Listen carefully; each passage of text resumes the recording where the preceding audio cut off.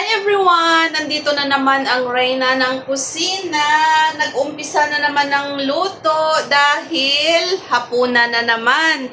So, for today's video, magluluto ako ng stir-fry chicken breast with mustasa.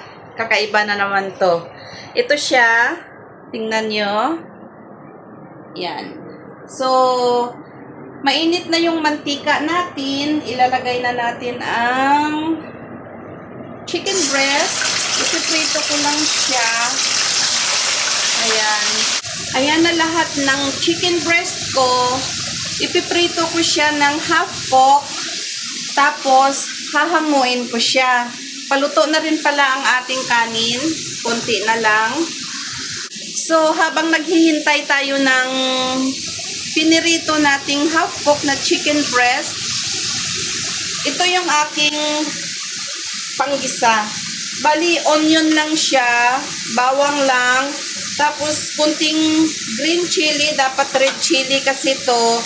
Pero, 2 piraso na lang natira ng sili ko. Akala ko meron at malayo ang supermarket dito sa amin. So, ito lang muna. Tapos, ang gulay natin ay ito. Bali, mustasa. So, ipa-fried natin siya ng konti yung manok. Tapos, yun lang siya guys. Igigisa lang natin siya sa oyster sauce at saka sa gagamit ako ng dark soy sauce para maganda tingnan. So, siya nga pala dahil bumili ako nito, sale siya, offer. Bukas, gagawa ako ng noodles. Lagyan ko nito yung Chinese style. So, ganito na siya. Nagdadry na siya ng konti. Kasi lulutuin ko pa siya ulit sa, sa oyster sauce. Ganyan lang siya, guys. Hintayin lang natin siya na maluto ng konti. At saka parang, alam nyo yung parang naluto na siya. Parang namula-mula na ng konti.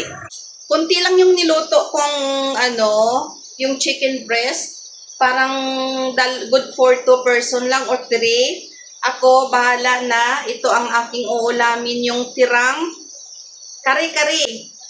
Madami pang tira, guys. Kaya, ito siya, ginataang kalabasan, may sitaw, na may hipon. Iinitin ko lang to kasi tingnan nyo. Pag may sobra, nilalagay ko siya sa ref para kinabukasan pwede pa namin kainin. So, yun yung ginagawa ko dito. Matipid kami sa ulam. Matipid kami sa lahat. Kahapon lang napasobra ako ng luto sa kare-kare. Napasobra din kami ng kain dahil may bagoong. Pampagana ang bagoong. Ayan. Bali, pag may sobra, nilalagay ko lang siya sa fridge dahil kahit papano, ayan yung fridge namin. So, mailagay mo siya. Medyo malaki ng konti yung fridge namin, yung ref namin. Para in case na merong mga tira-tirang ulam, papasok ko na lang doon. Ulam pa namin kinabukasan. Diba? Ganun ang ginagawa ko dito sa buhay, probinsya ng Middle East. Ayan. Titingnan natin ang ating nilulutong chicken breast. Ayan na siya. So, kunti pa. Ayan. Pag nilagyan mo to siya ng gulay, madami-dami na to siya.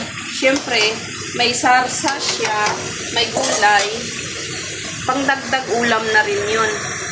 So, nilipat na naman natin ang cellphone natin dito. Pinatong na naman natin kung saan-saan. Ayan, i-ready ko na yung ginataang kalabasa na merong sitaw at saka malunggay. Initin ko, sobrang dami pala. Huwag na muna siguro yung kare-kare. Hindi na naman maubos. Ito na lang muna, oh. Ang dami pa, di ba? So, hindi tayo magsayang ng ulam kasi hindi naman natin pinupulot ang pera. So, hintayin natin kasi hindi pa luto yung sinaing at saka chicken natin. Saglit na lang. Pag naluto na yung sinaing natin, saka natin ilalagay yung yung ginataang kalabasa. I-ref ko na lang pala ulit to. Sayang eh. Mas okay yung nagtitipid. Ayan. Kasi malay mo, one day, maubusan ka, wala ka na palang madudukot. So, ito siya, bukas ulit natin kakainin. So, ganyan lang siya guys. Hinakpo ko lang siya. Tama na, hanguin ko na siya. Patayin ko na yung apoy. Close ko muna tong ating... Stop ko muna pala to. Ayan na. Hanguin ko na. Kasi magigisa na tayo. Half cook lang po siya kasi lulutuin ko pa siya sa oyster sauce. Ganito siya guys kung gusto nyo magluto. Pero kanya-kanya naman siguro paraan sa pagluluto. Ako kasi parang para-paraan na lang to eh. So ito siya. Diba?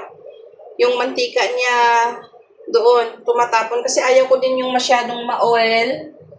Lalagay natin dito kasi yung mantika na tumutulo. Nagbabara kasi sa sa lababo.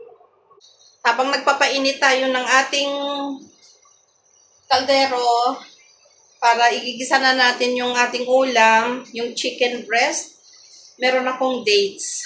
Ayan. Alam nyo pag nagutom kayo guys, sa dates pa lang 1 piraso o 3 piraso, tapos iniinuman nyo ng tubig, mabubusog na kayo. Ayan o.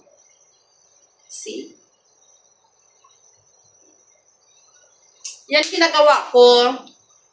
Pag nagluluto ako tapos wala pang luto, kakain ako ng 1 o 2 hanggang 3 dates, tapos iinuman ko siya ng tubig, busog na. Maglagay na tayo ng mantika para mag-isa na tayo ng bawang.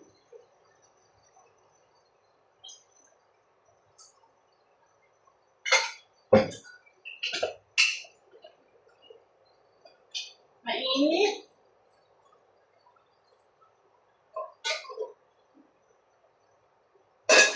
Ayan. So, igigisa ko na to. Pasensya na kayo, hindi mailapit ang cellphone kasi wala akong mapagpatungan. Ayan na siya.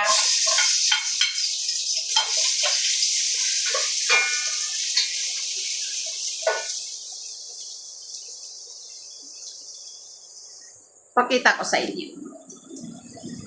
Ayan na siya, yung ating bawang. See? Siyempre, ilalagay na rin natin yung sili.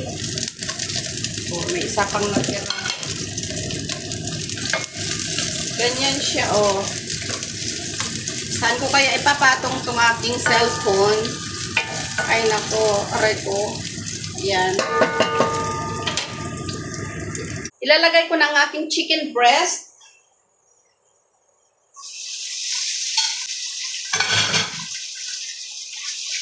Tapos, halo-haloin lang. Tapos, syempre, lalagyan natin ng oyster sauce. Konti lang muna, dadagdagan na lang natin mamaya. Ayan.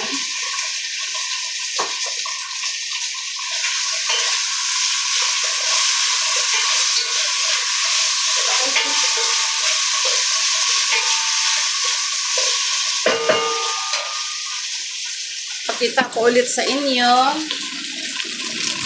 Ayan na siya.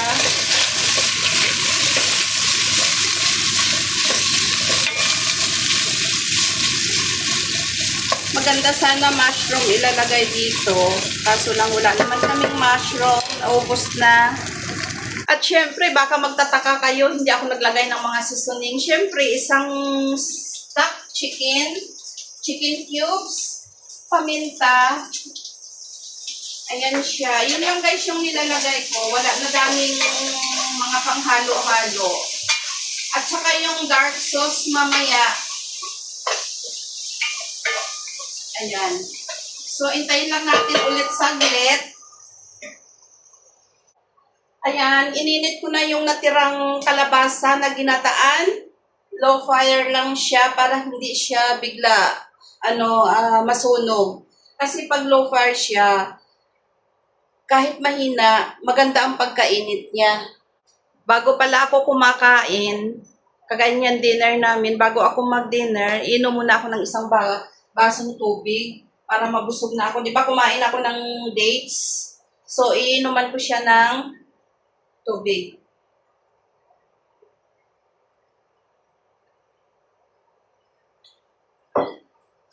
Ayan. Pangdagdag busog din yun ha, para hindi ka masyadong sobrang kain mo. Kasi pag sobrang kain, lulubo ka. So, ito nalalagyan natin siya ng dark soy sauce. Ayan.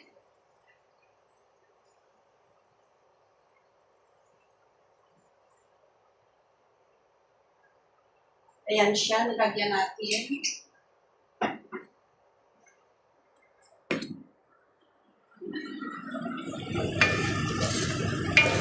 So, ayan na siya guys. Tapos, ilalagay natin ang ating gulay na mustasa.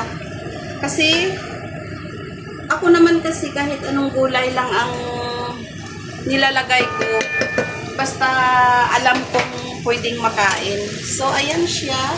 Ilalagay natin ang mustasa. Mustasa natin itong apoy. Ayan lang siya guys. Oh, diba? Napakasimple. Basta may mga ano ka lang, pangsahog, may mga ricado ka lang. Ayan. Kahit anong klaseng gulay, pwede mong lutuin. Basta marunong ka lang magdiskarte. Ako kasi, syempre, sa kagaya ko na, hindi naman kasi ako talaga yung mapera.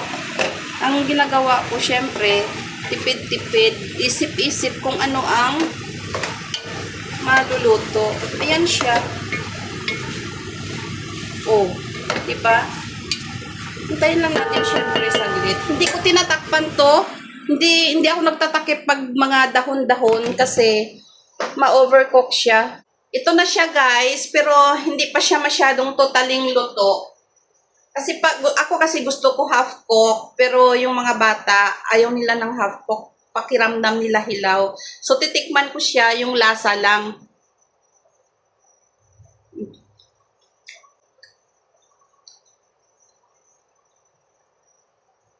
Sarap. Medyo maalat ng konti. Dagdagan ko muna siya ng kunting water. Ito na lang pala ang ilalagay ko. Brown mushroom kasi matubig to eh. Walang tubig na, kundi ito na lang pala. Meron pa pala akong nakita sa ref isa. So, ayan siya. Buti lang meron akong nakitang mushroom. Ilalagay ko to siya. Paborito din to ng mga bata. Tanggalin lang natin tong lalagyan natin ng tubig. Ibababad natin saglit sa tubig kasi alam mo naman tong mushroom, pinatubo nila sa ayan.